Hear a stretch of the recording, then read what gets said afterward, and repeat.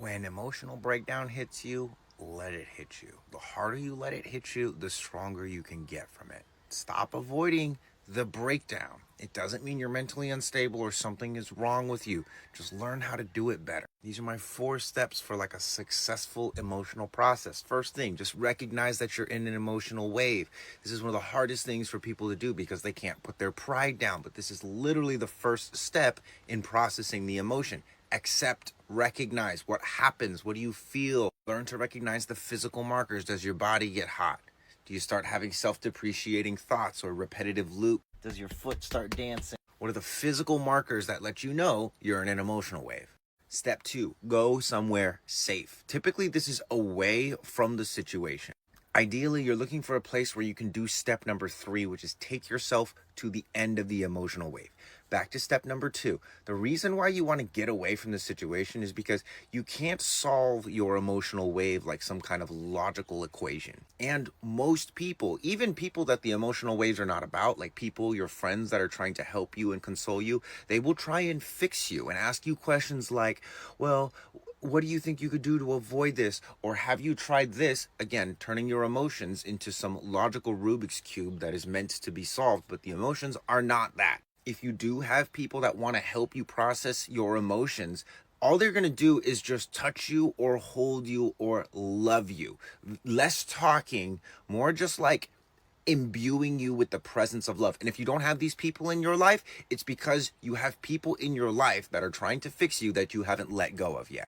On to step number 3, the end of the emotional wave. What does that mean? Get through the catharsis. Most people, when they're sad or angry, they try to like make themselves happy if they're sad, or they try to calm themselves down if they're angry. Don't do that. You're just suppressing and building up a larger emotional wave that's going to explode at an even less convenient time for you later on down the line. Compartmentalizing is fine, but eventually you're going to have to go to the end of it. So if you're sad, put sad music on, curl up in the ball, turn the shower on, and just cry.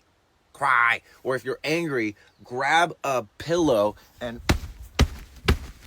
exhaust the physical expression of your emotional wave. This will allow you to get a lot of water out of your body, either through spitting and screaming, crying, or sweating your ass off by beating up your pillow. Trauma is held in the body and specifically in the fascia, which is made of water. So when you cry it out, when you pee it out, spit it out, that's how trauma leaves your body. And the last and final step, once you get over the emotional wave, like you're too tired to be angry or too tired to be sad because you've cried all the tears or you've yelled all the things that you've needed to yell. Again, step 2, go somewhere safe. Yell everything that you need to yell. Do it into a pillow so that people aren't going to hear you. This isn't because you're too much, by the way. This is because that emotional energy is going to help you feel the reality of what's going on in your body rather than what everybody else wants you to feel. I digress. Step number 4, integrating. It's not something that you actually have to do. It's something that you have to allow to happen. I recommend just literally laying on your back after your catharsis, after you've gone over the edge, and just like allow things to settle. Do this before journaling, do this before going and talking to whoever the emotional wave is about. Like, let this energy settle, because the reality is what's happened is you've let go of water, you've let go of stories, ideas, paradigms, thoughts, and ways of being. And if you just fill it up with something else right away, rather than feeling the emptiness and the space that you've created, you're probably just going to fill it up with the same nonsense that had you feel in some type of way to begin with. In short, society has us convinced that the emotional waves are inconvenient, that they're signs of disability or weakness. They're not. They're literally helping us to discern the truth. And because we live in a society that is so inundated with lies and illusion, of course, they're going to try and cut us off and stabilize us emotionally rather than giving us permission to use our emotions to become incredibly emotionally intelligent, adaptable, truth-loving, and seeking beings. Your emotions can be your friends, but only if you give them a chance to be processed properly rather than trying to hide from them, suppress them, or blame other people.